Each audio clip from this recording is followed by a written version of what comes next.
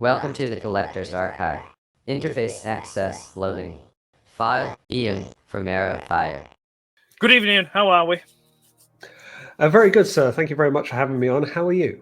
I'm fine, thank you. And no, I appreciate you accepting to come on and chat about your collecting journey. We're going to get straight into it, if you don't mind. And first off, if you just want to take a minute to introduce yourself and tell us a bit about your main collecting focus. Sure. So my name is Ian, but referred to on YouTube and social media as Arrowfyre, with my YouTube channel and various other forms of toy photography or other appearances. But my collection is really here. It is Transformers. It has existed in other fandoms before, but I've trimmed it back over the years, mostly space and money and rabbit holes, which we'll get into. But this is my collection. I'm generally a masterpiece collector.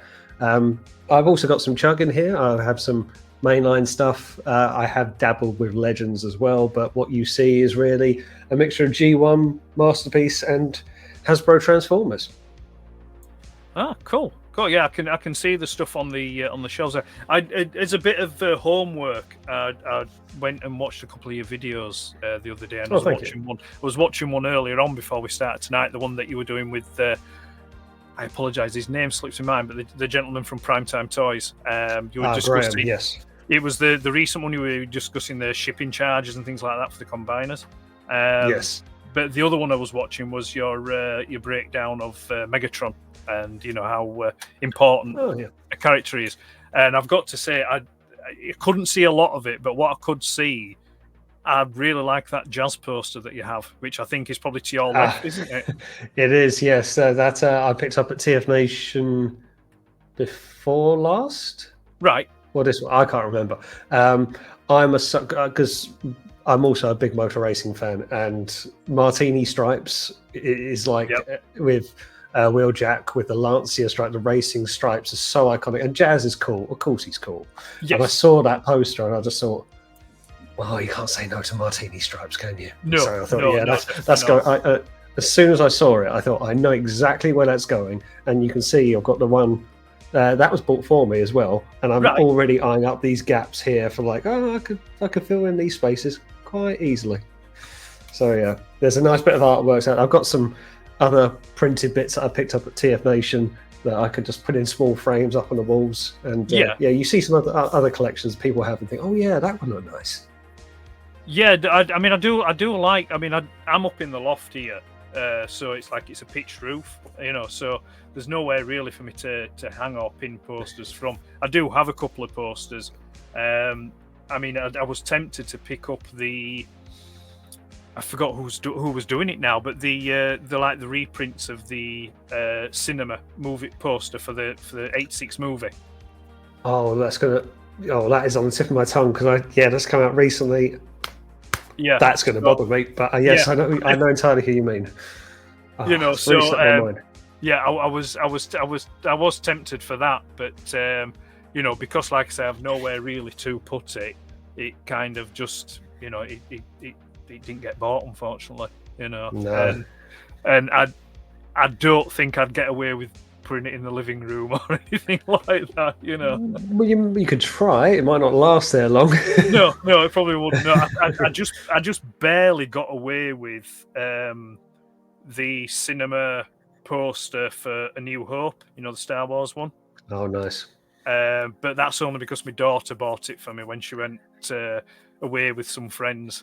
So it was like, well, maybe stick it on your Christmas list then. Yeah, I was like, you couldn't say no then, could you? Yeah, I said, I've got to put this up. My daughter bought me this. It's absolutely be like, rude not to. It's like putting the drawings on the fridge. It's exactly, yeah, quite a drawing. But no, that's great stuff. Is that so? Right, so yeah, we've established. I know it's Transformers, and I mean, the majority of people speaking to is Transformers anyway, but it's always nice to ask because later on, we will go over, some of your other interests, if they are there. But bringing it back to, like your main collecting focus, is there anything in particular that shapes your collecting? Like is there any particular motivations behind it, and do you have like an end game for it or a goal that you want to achieve with your collection? It's a good question because it's one I sort of ask myself, and I think we all in the fandom ask each other this at various stages. And I think that is a key point. We've probably been doing these collecting for a while now. You know, I'm ramping through my 30s quite rapidly, and I've been collecting easily this scale through my 30s, and my end game has changed through my stages of life. So one thing that I've always wanted to kind of keep, and I wouldn't say I've stuck to it, but some principle, for lack of a term, is I like to have the best version of a character I like in my collection. So I have generally one version of one character. Variants like I've got an IDW Rodimus, I've got a G1 Rodimus. So there I can say I've got two different types of Rodimi, if you like. But I like to have one Blur, one Preceptor, you know, to that ilk. But then I have got about 6 Grimlocks, I've got about 4 Starscreams, sorry. And don't ask me how many Optimus Primes I have. So that kind of went out the window very quickly. But that's, I guess, was the end game at one point, was to have the best version of a character available on the market, be it third party, Hasbro, what have you. My end game now, if indeed there is one, I suppose it's to use the most of the space that you've got and maximize where you can, because that's as much of a driver as anything else. Can you house the things you want in your collection?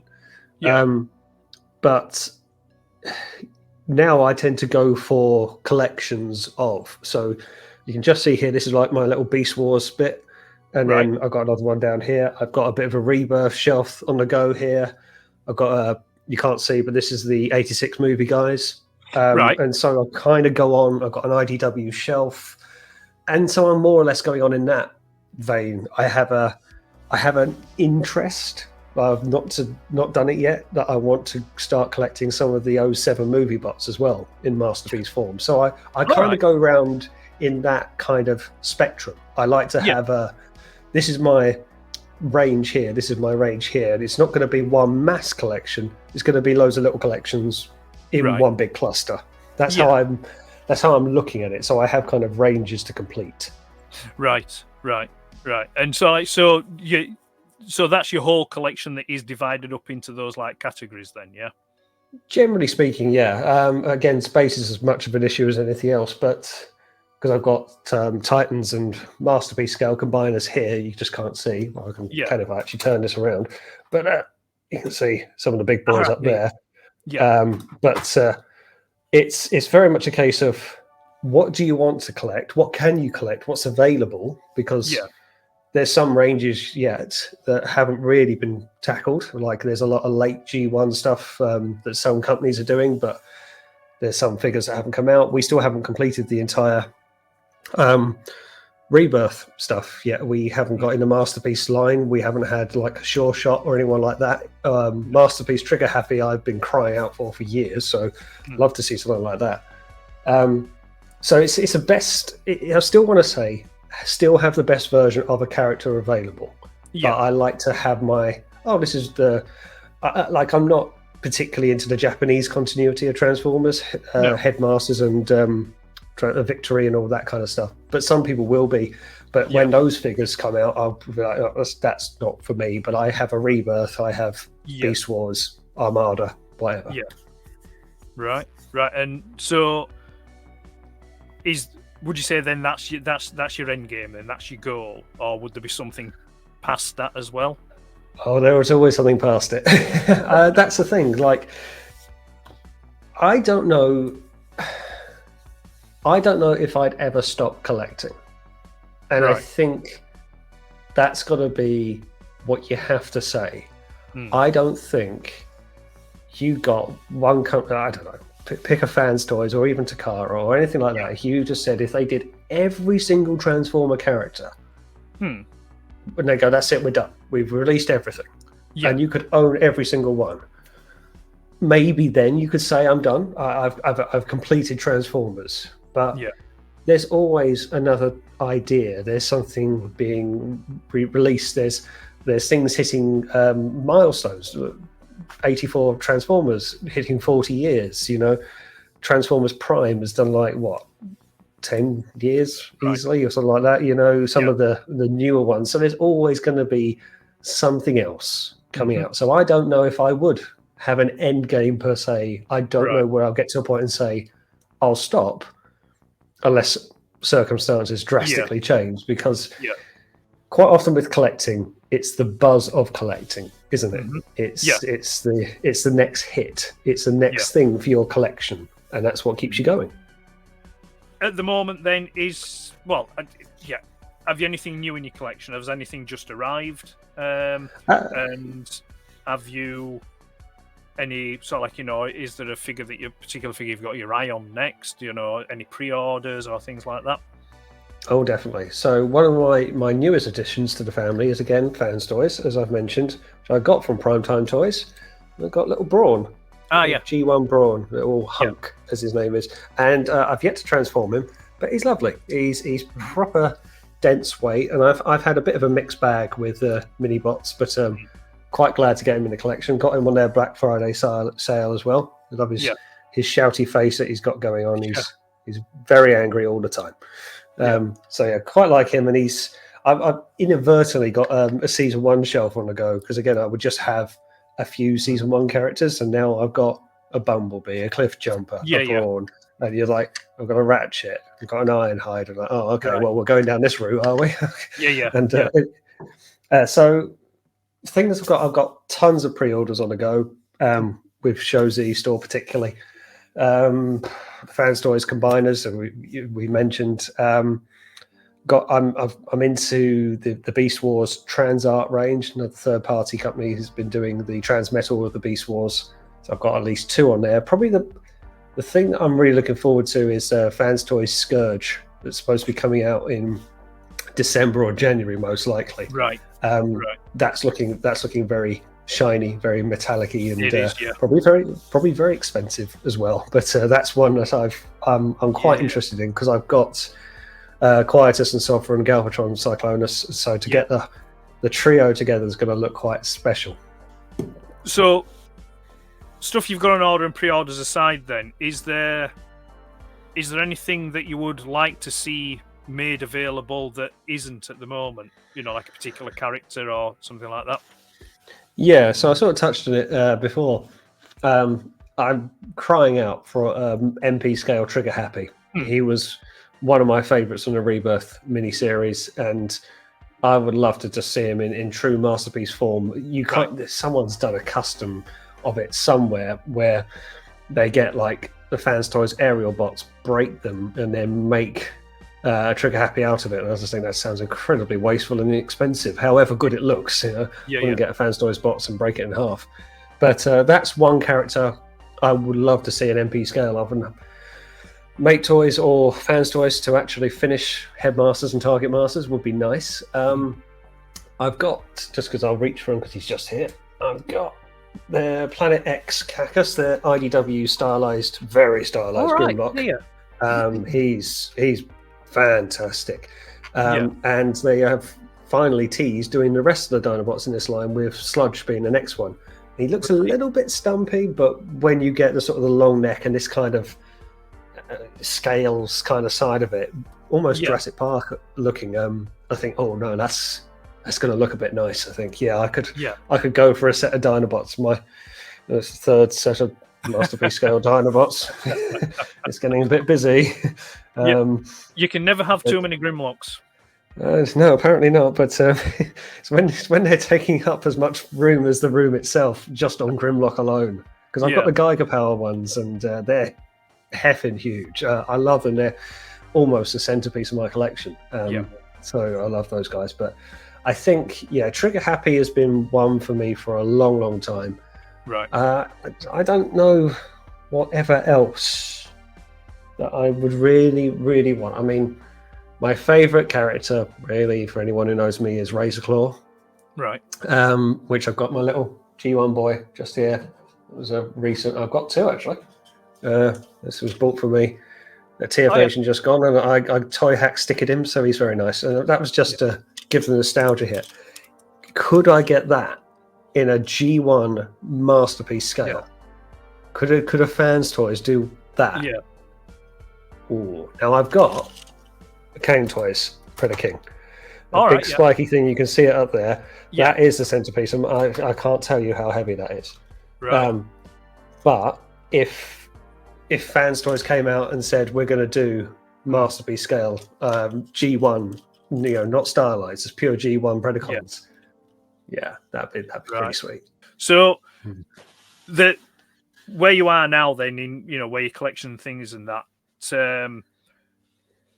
when you go in there, is there a figure that you're currently?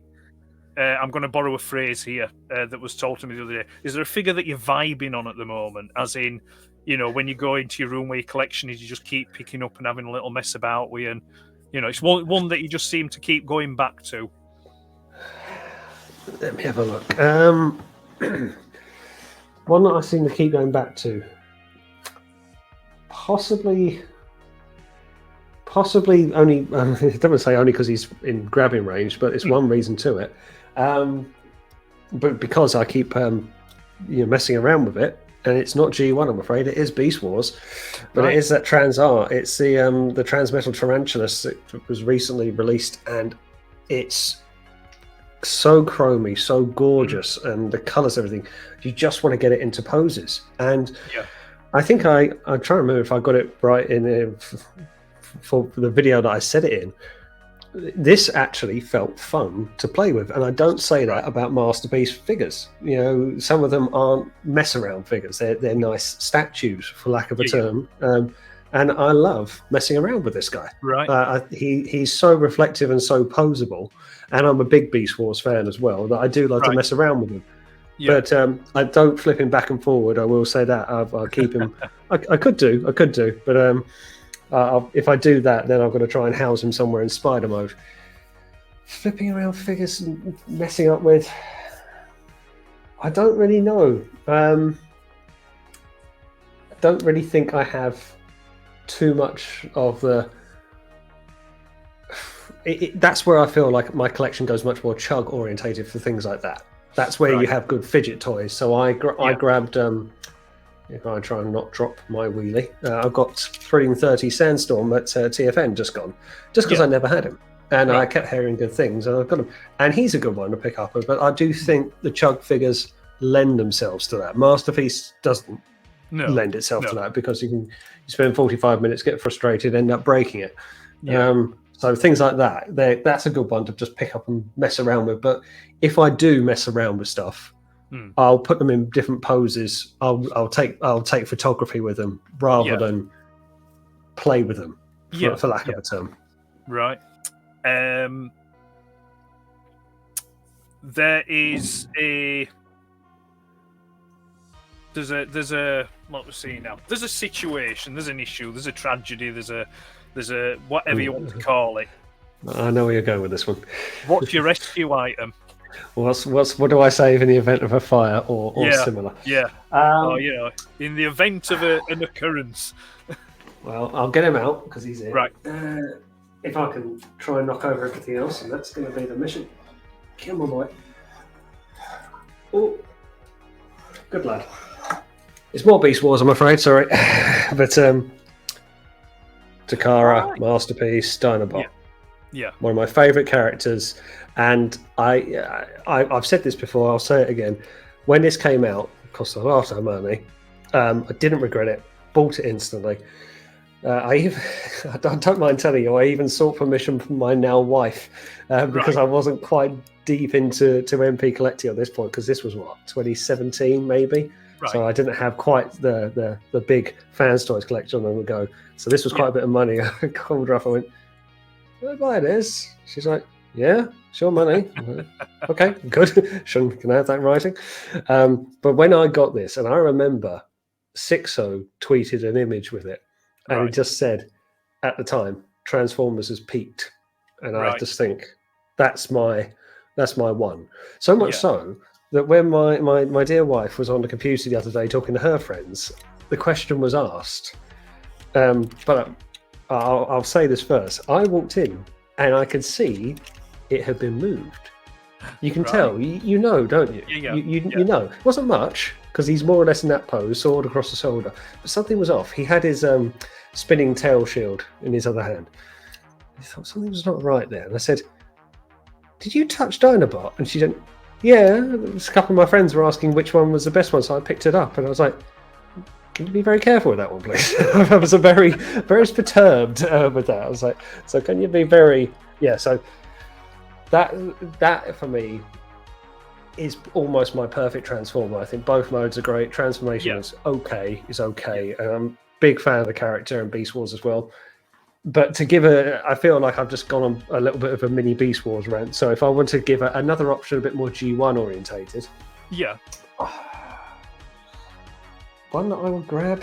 It's hard to say no to Sovereign because I've now got the toy color ones, the Marvel Deco, and that looks so stunning. I can't explain to you because that felt like an impulse purchase when I've already got purple Galvatron.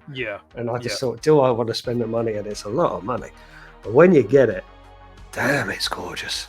Oh, it's so gorgeous. So that might be one. Well, I don't know. Geiger Dinos. Right. Yeah, Sludge. But then hold on, Predaking. I don't know. I can't answer you, Ed. What have you done to me? So if I can ask, then it might be different. It might not be, but I'll ask it anyway. Is your rescue item your favourite piece out of your collection, or is your favourite piece in your collection something different? He probably is. He probably is my favourite. Still to this day, the King Toys Predaking.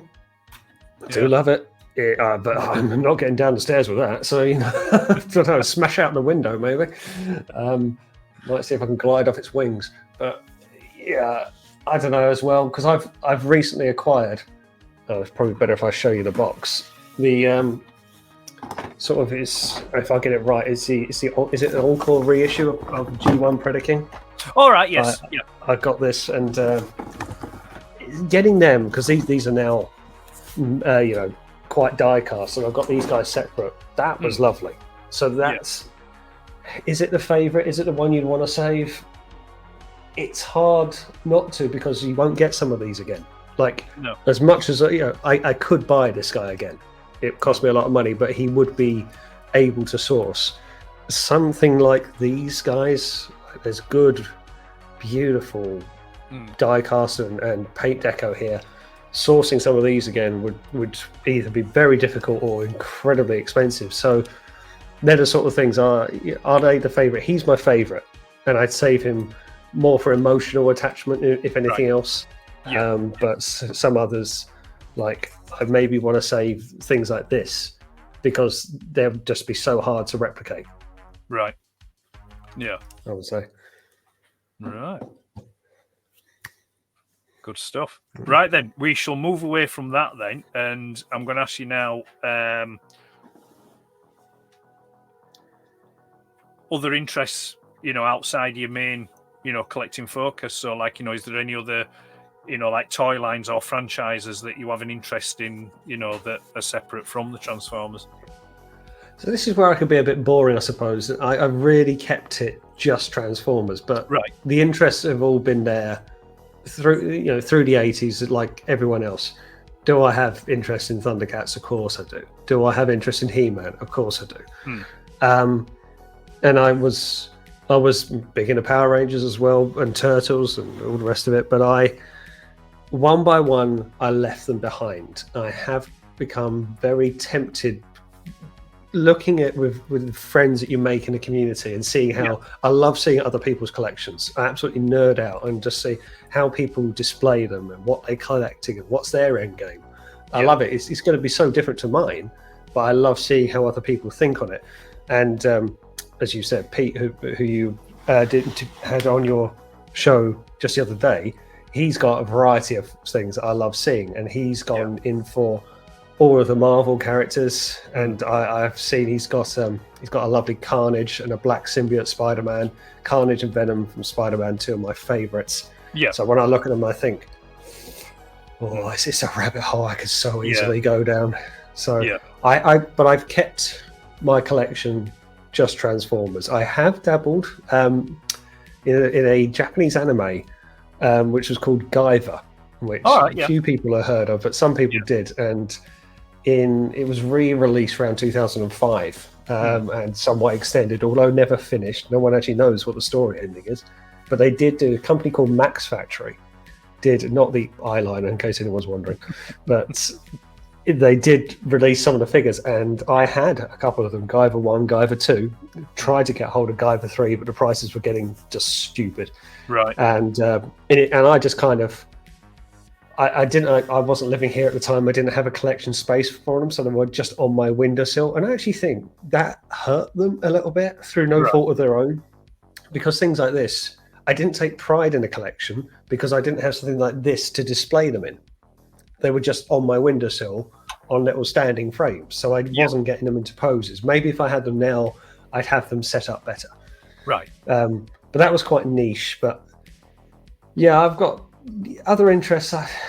I do like the Thundercats and the He-Man stuff. I've watched the He-Man series on Netflix and things like that. But in terms of keeping collections going, I could easily jump into Black Series Star Wars. I could easily go into Eagle Moss, do some of the Star Trek ships. Right, yeah. I could jump down rabbit hole after rabbit hole, particularly when you look at other people's collections, because I've always had those interests. But I just think, where would I put them? How much would it cost me? Yeah. This is an expensive hobby as it is, so Yeah. I'm quite boring. I keep it just to Transformers, but I also have a wall of guitars over here as well. Right. So that's another expensive hobby, I'm afraid. Right. So sticking, because I mean, you mentioned a couple there. You mentioned things like Thundercats and He-Man, and I mean, I know you've said that Transformers is, you're pretty much focused on that, so there's not much going off outside of, out of that your core collection there. But so with it in mind about Thundercats and He-Mans, is that the kind of stuff cartoon wise that you were watching as a kid then? The He-Man, Thundercats, things like that. Yeah, I think so. So let's say I was growing up. I was born in '86, so I was late for Transformers, if you like. Right. I played catch up on Transformers, so I caught a lot of the reruns. I was watching Thunderbirds Inside Out. I love Thunderbirds. Yeah. And then I was, Thundercats was always good for me. He-Man, whatever else. God, here we go. Now you forget everything. What else? I would just sit in front of the telly, and of course, then it was getting into like '93, and that's when Power Rangers started. And I was hooked at that point. So it was 7 years old, and oh my god, what's this going on? And I remember their first Megazord, and I was like, that's Optimus Prime, and it wasn't, but fine. And I grew up watching Thomas the Tank Engine as well, so cartoons wise, it was kind of your He-Man, Inspector Gadget kind of stuff. It was, but back then there was so much. If you didn't like something, I mean, got Bucky O'Hare. I know that's one Pete collects as well. That was something I was always a big fan of. But if you didn't like something, don't worry, another show's going to be along in a minute. There were shows coming out of your ears. Yeah, it was so much, and I sound grumpy old man saying it, but you look at the TV stuff nowadays. Kids programs are few and far between, and if they look quite boring in a sense. But growing up, for our generation, we had it so good. We had, they were throwing stuff out. It didn't have to make sense. Quite nonsensical, really, but you would watch it. Poddington Peas, and what were Family Nest? That was one I used to watch. Family Nest. I loved the intro music. I watched it. Did it make sense? Did it hell? No, of course it didn't. But it was great. And if you didn't like it, don't worry. Something else will be on in a minute. 20 minutes. Something else is going to be on. The theme tune to Family Nest is now going to be in this video for that. Oh, brilliant! I love that's going. The Collector's Art Hack will return after these messages. Mac 2 blows on his bagpipes, while Elspeth and Angus watch those notes go floating across the waves. Ferociousness appears at once and grabs a note or two for lunch, and the whole of the family nest is not too far behind. Sportiness leaps over him, turns upside down, then lies back in, and the beautiful loveliness shows she's the kissing kind. Eyewitness comes up for it and take it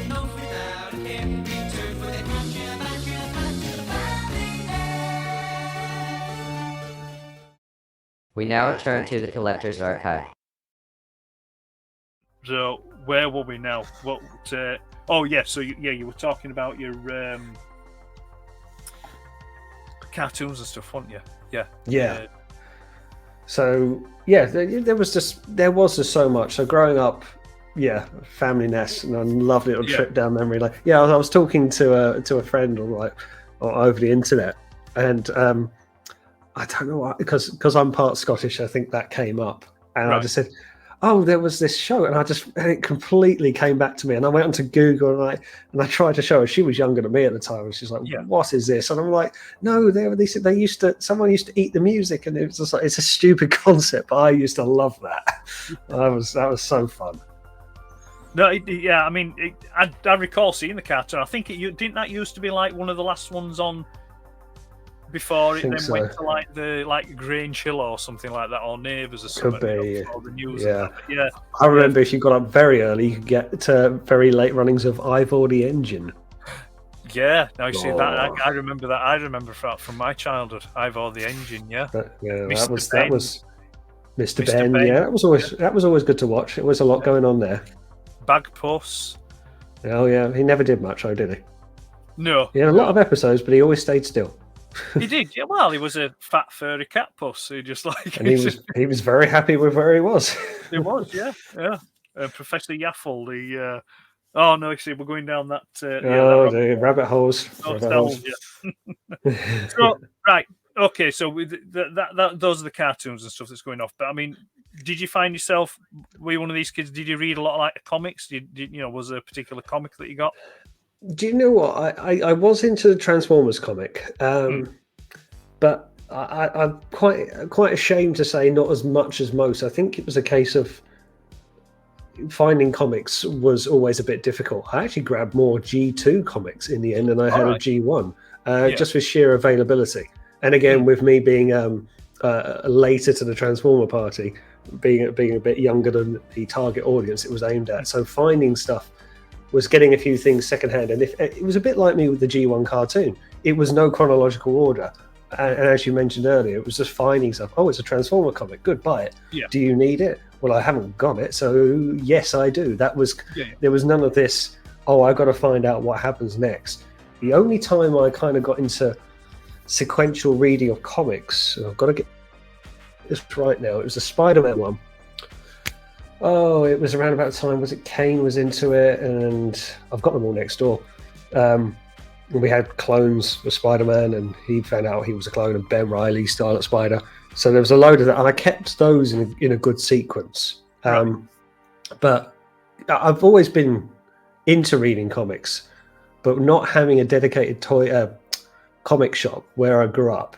Availability was the biggest problem. And so it's only really nowadays where you can get a lot of stuff.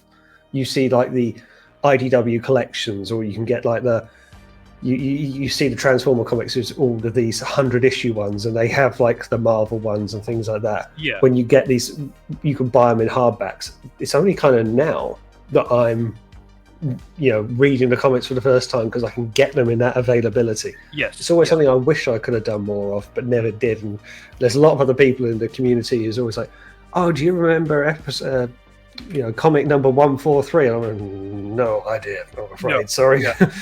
No, I'm right there with you, but I don't.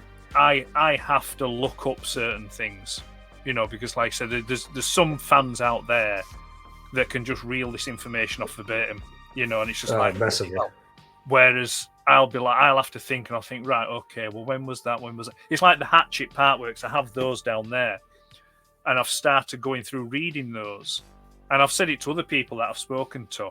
I'm reading, I'm thinking, I'm sure this happened later than this, or am I at this story already, kind of thing, and then there'll be others, and I'll be like, I have absolutely no memory of this whatsoever, and it's like, so it's, I think that memory, that recall of it is quite odd, and I can, imagine for yourself, like I say, not getting them in any particular sequence or order, then but I mean, as long as you enjoyed reading them, I don't suppose it matters really. It's massively so. I've still got enjoyment out of it, but I just had no chronological sense of what it was building up to. I was still fine with it. I was still reading and it was a lot of it was all familiar to me because comics and cartoon. I was more into the cartoon than the Right. comics, again, just for more availability. So a lot of it was similar. I could say, oh, this is this guy, and then he's an Autobot, he's a Decepticon, he's doing this, and it. Yeah, I still enjoyed them, but it's something that I do wish I had more exposure to. Yeah, right. So we're going to stay, like, you know, in the past, if you will. And so, like I said, that's the comics and the cartoons and stuff. What toys are you playing with then as a kid? You know, what's the main ones that you have, and also is there a favourite you can tell us about? So I was again. I had loads of Transformers and G1 ones. I was quite lucky when I was born a bit after the craze of it. I got a lot of Castaways. So I love going to toy fairs because I was on the downward trajectory of the bubble bursting of Transformers. So I just got everyone's throw-offs. And I got loads of stuff. I got tons of things. Again, I just didn't care. I didn't know it was a Transformer. I didn't get all of the good things I wanted. I got given a G1 Metroplex toy because some kid played with it, enjoyed it. I'm not into Transformers anymore. Every time I would go around to his house, I play with it. Yeah. And I got it. I took it home, and it snapped on the waist. The dreaded G1 Metroplex breakage. Yeah. Did I cry? Did I cry? Oh. I finally got it in my possession, G1 Metroplex, and he broke. I've still got him in 2 pieces next door. But that was a toy that I did love playing with. What else did I really enjoy playing with? I had a load of Matchbox cars, Micro Machines. I used to love Micro Machines. Lego I will play with for hours. Absolute hours, and I got rid of it all. Why did I get rid of it all? Because it's so expensive now. Yeah.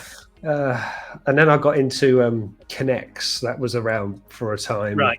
That was good because you could do like roller coasters. Some of that got good. And then when it got into like Meccano and stuff, I was like, oh no, I don't care. I'll just play with my bricks. But what else? I think they were. I had some because, as you mentioned, around Star Wars.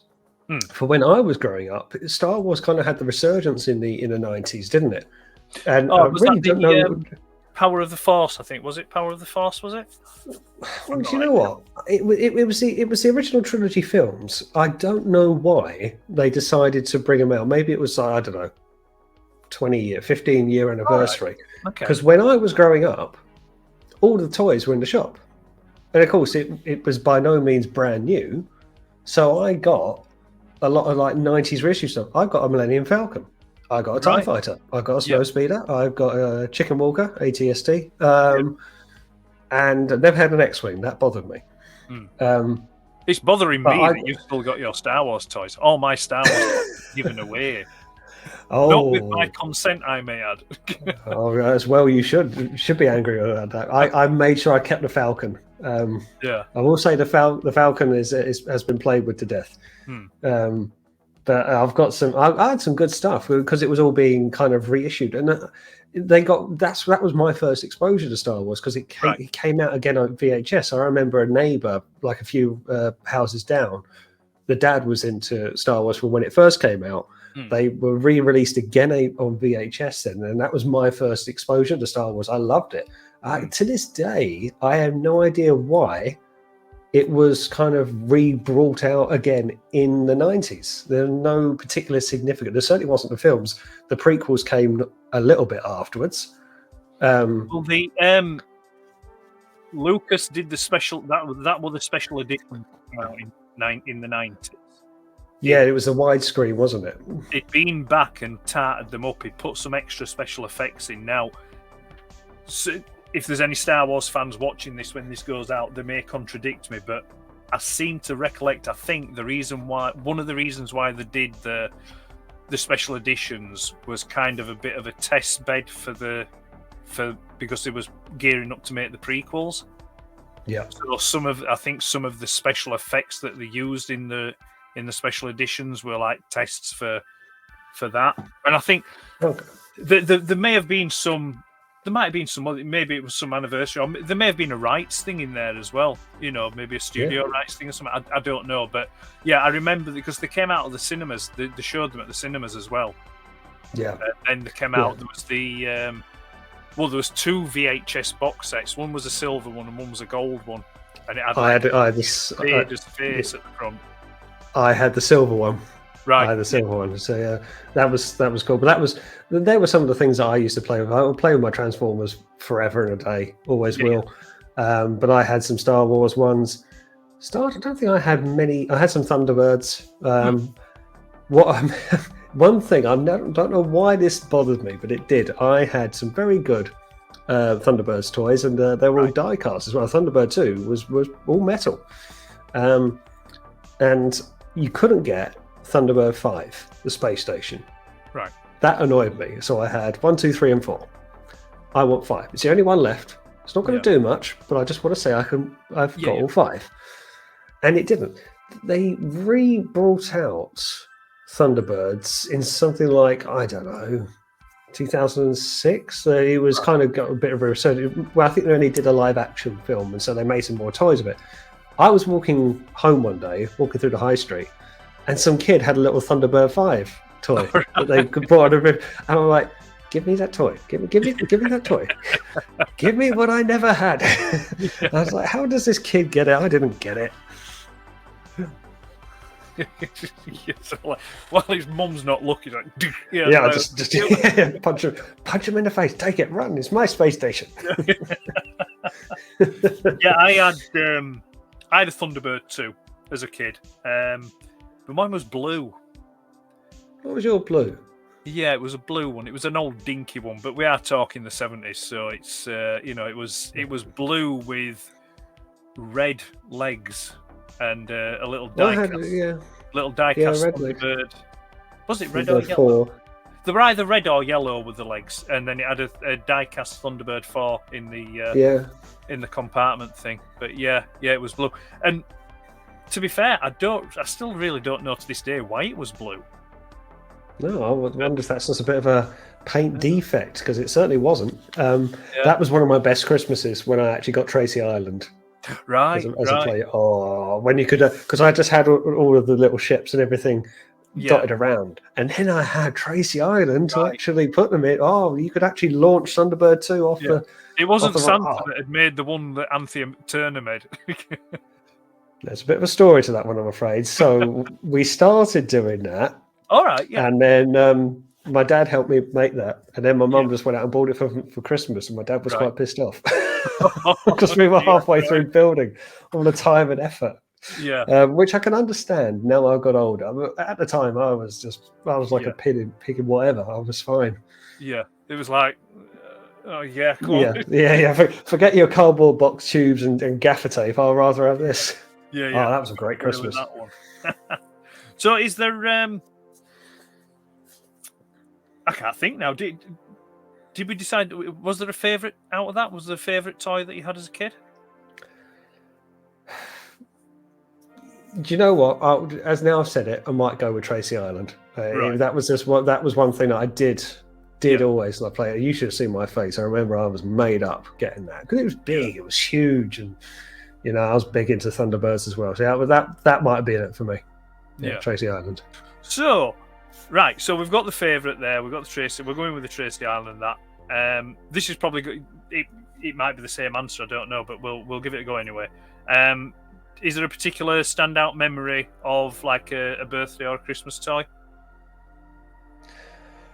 Trying to think. Transformer one. Did I get any? I don't think I got anything particularly Transformer related for Christmas because again I was getting a lot of Castaway stuff. So it was kind of.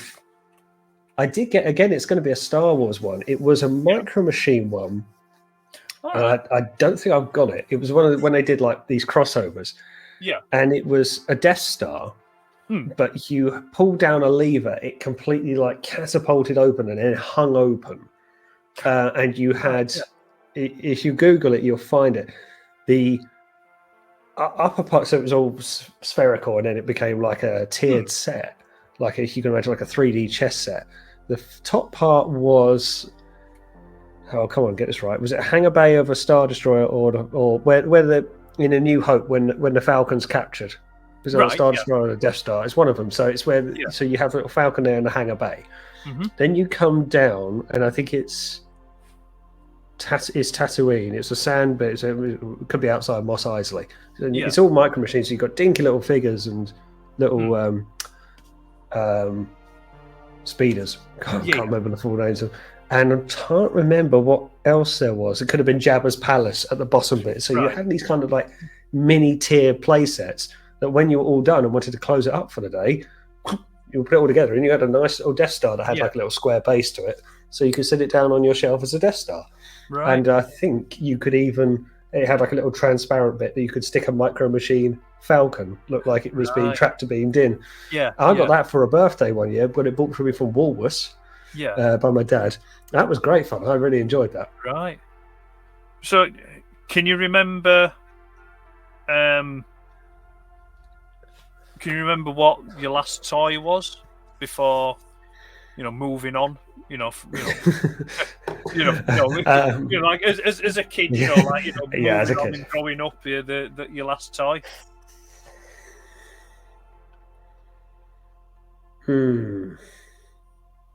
That's tricky.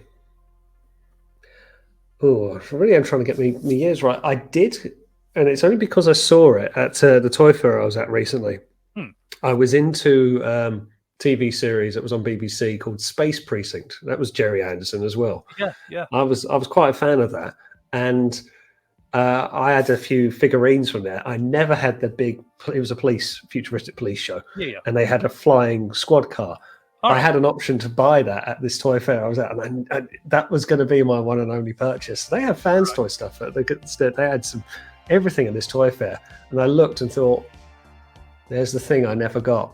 Right. But that was probably that line I was. God, that would have been 90 something, 94, maybe. And I collected those for a while.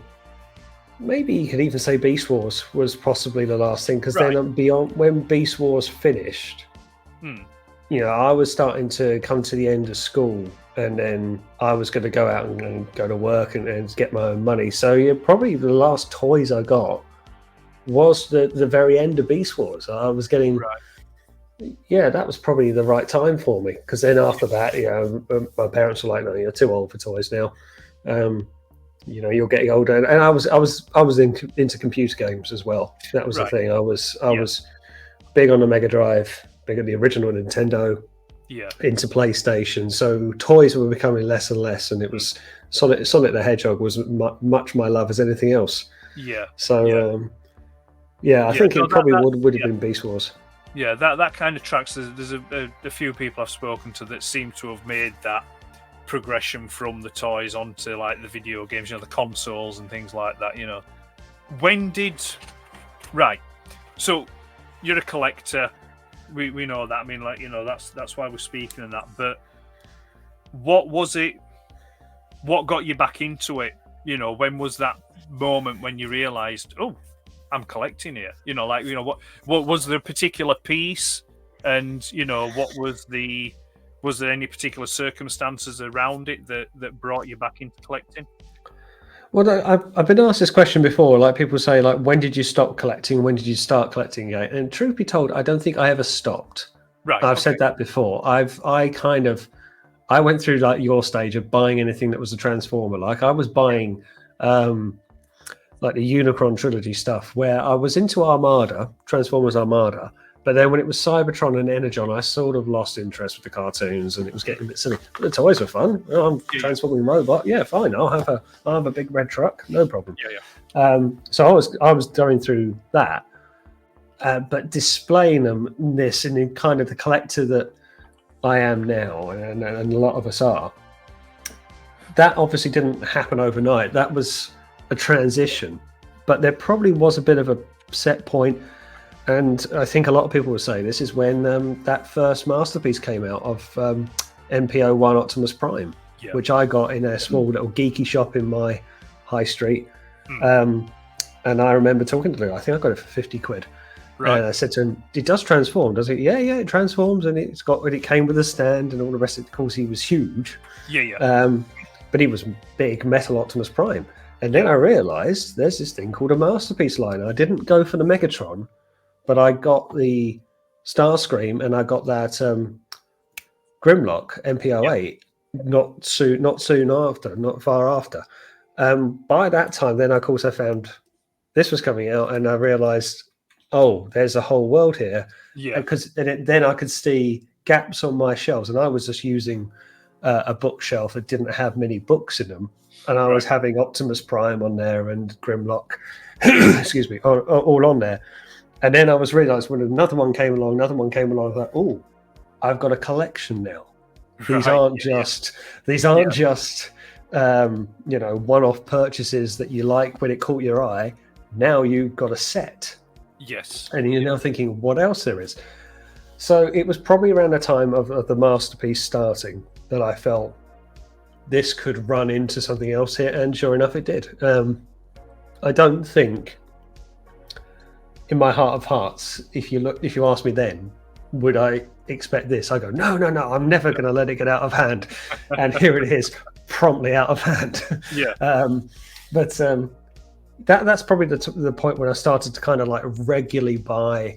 I started to Google, aggressively. I started to look for it.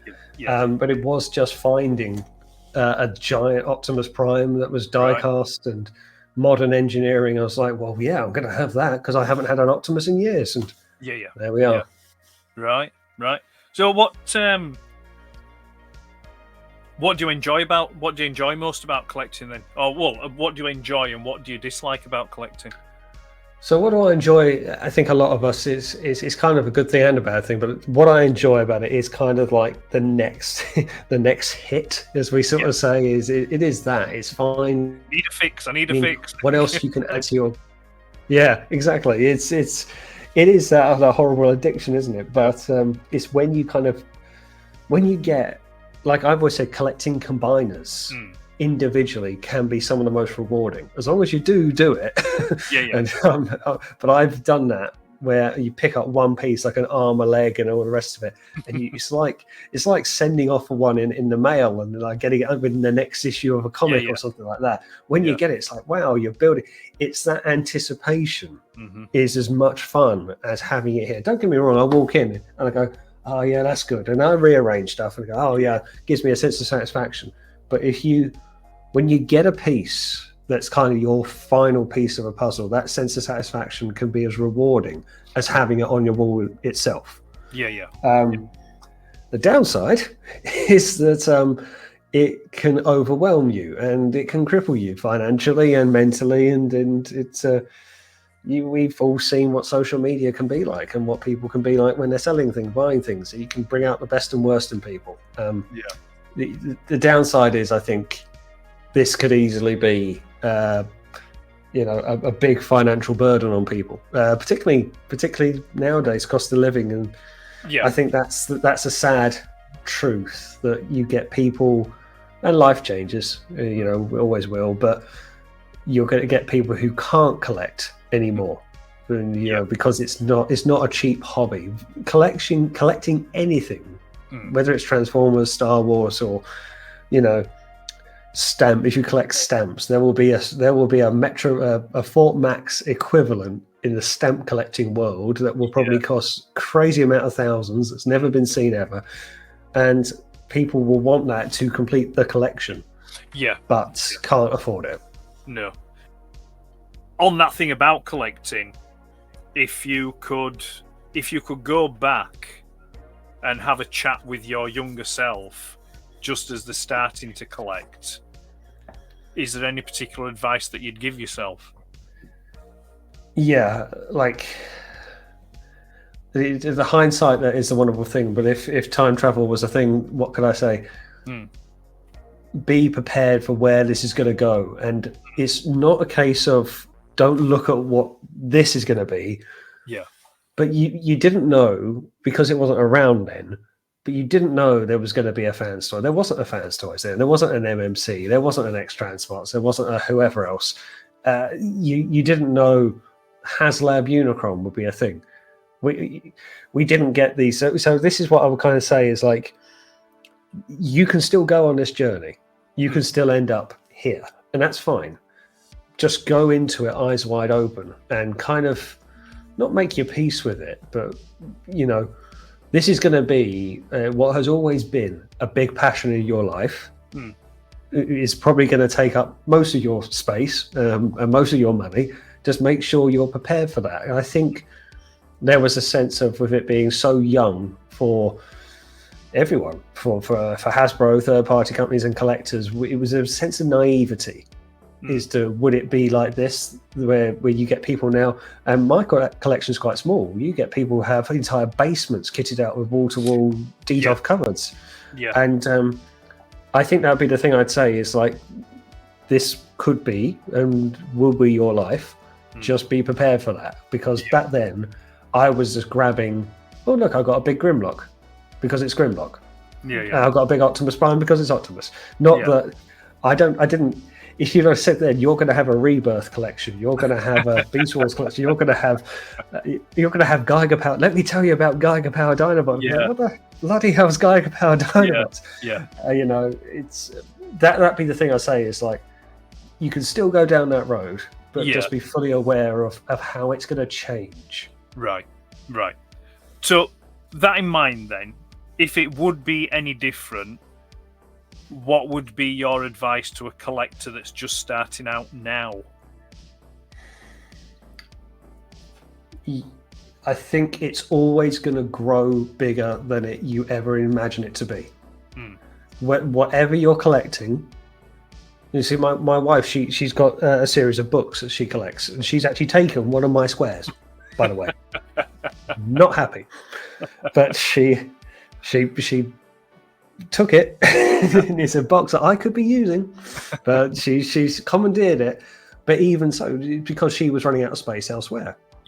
Whatever collecting you get into, you comes a point where you run out of space too quick. You fill up your home, you fill up your shelf, you fill up your whatever.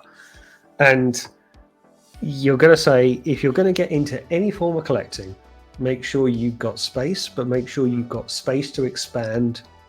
If you don't stick with it, then it doesn't cost you anything. Okay, you might have to get a few shelves that you don't fill, but if you haven't got room to put those other shelves up or other bookcases in, then that's going to cripple your collecting. That's going to cripple how you collect, and that's going to dictate you as much as anything else. So I would say, make sure you've got space to expand into, because you will outgrow your collection very quickly. Right. Or your collection will outgrow you, I should say. Right. No, that's good. That's good as that. Yeah. I think the note I made, and I think the thing that I'd add to that is, just don't feel you have to get everything. Just focus. Pick what it is you like and focus. Be selective. Yeah, be selective, but also as well, because it is tempting. It is tempting, and I think you have to have, you have to be strict with yourself, and the main thing is always make sure your bills are paid first, all your responsibilities are taken care of. Absolutely. The end of the day, they're just toys. They're not important. Plastic and metal. Yeah, they're not important. You see to your big boy stuff first, and then you can go and enjoy that part of it. So, absolutely. Right. We're almost at the end, so I'm going to get this one in. It's a similar kind of question to the two that has just gone before, but it's more broader, and that is, are there any aspects of the collecting community as a whole that you like and dislike? Yeah, absolutely. So one thing I'll say about the collecting community is I'll kind of lean on that question a little bit, and say it goes into kind of the YouTube community that I've kind of found myself into as well. But collecting as well, you see it at TF Nation and other conventions, you get, I'd like to think Transformers ones in particular, it's been one of the more inclusive fandoms. Excuse me. It's been one of the more inclusive fandoms out there. And there's a sense of, I've seen people work together to try and track down missing pieces for each other's collections. Yeah. going on to the YouTube side of it, I've had a ton of support from people, other YouTubers, just kind of helping each other along like a cooperative, and it's things like that can make it just as fun as anything else. I've met some really good friends from doing this, and it is all from Transformers, that thing that we grew up with, playing with, which we think, oh, that will look nice on my shelf. Then it became a collection. Then for me and for you, we put it on YouTube. Then you meet friends from that, and it's and some of the people that I've met from doing this have been at my wedding recently. So that is kind of the good thing, is that our common interest has brought us together. And it's been said that we're fiercely loyal to Transformers, 40 years, and we've still got these things here. So the community is as much a part of that sense of brotherhood that has been very good for collecting. And as I say, when you see people helping each other complete, like sending you photos, say, look, this one that you're after, it's on the sales group. I'll buy it for you, and then you can pay me back or whatever. It's great to see that. The downside, it's not perfect. It can get toxic at times. You do get, with the use of social media, it can become people criticizing other people's choices and other people's collections, and not why you still into Transformers, but you see a lot of, like, I don't want to say gouging. You see the common nasty traits that makes its way into the Transformers fandom, as it does to any other fandom. There can be a lot of, we joke around Rumble is blue, Frenzy is red, because it's quite honestly, it's just fun to do it. But there's a lot of like things that can become, Hot Rod, for example. Hot Rod killing Optimus Prime.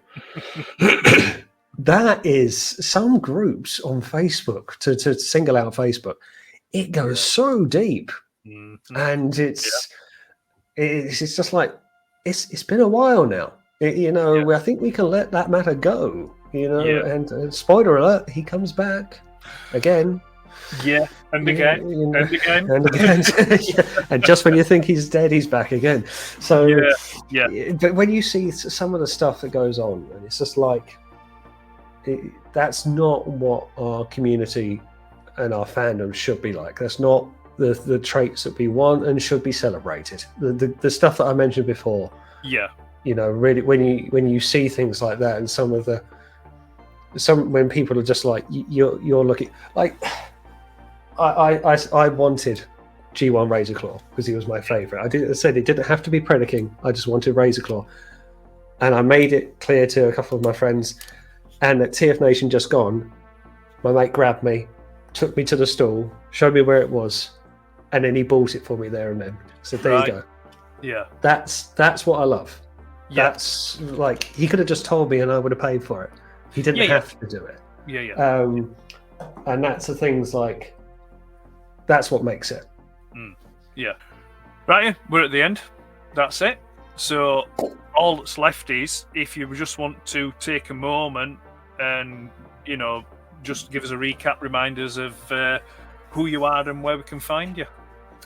Yes, so you will find me on most social media platforms. Some I use more than others, some I'm more familiar with than others, but prominently you'll find me on YouTube. I upload videos on my YouTube channel. Just type in Arrowfyre, fire with a Y, because I'm hipster apparently, but put that onto YouTube. I tend to upload videos weekly. It can be anything from, I'm doing more reviews these days, but I'll do top fives, I'll do discussion topics, I have guest speakers on as well.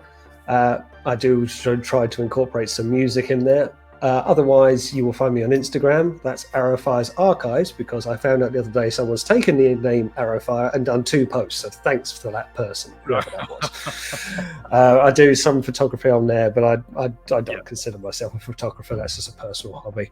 I also post on Facebook, and I'm on Twitter as well for my sins. Right, excellent. Well, all that's left to say then is thank you very much. I really appreciate you taking the time to chat with me, and and sharing your passion and your collecting journey. I appreciate it. Thank you very much. It's been great. Thank you so much for having me on. It's been really great to just talk to a like-minded collector and particularly someone with third-party knowledge as well. It's really great discussion. I'm just winging it. I just but no. So yeah, thank you, and all being well, we'll talk again soon. And until then, you take care and all the best. All the best. Thank you very much. Interface disengaged. Thank you for accessing the collector's archive. To enable return access, please select the like, subscribe, and notification icons. Initiating shutdown now.